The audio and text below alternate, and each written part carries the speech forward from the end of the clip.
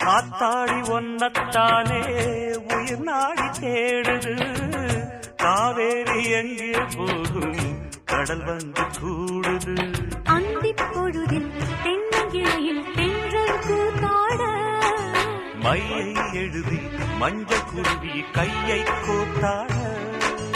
அடங்காத ஆசை கொண்டு நானும் போராட.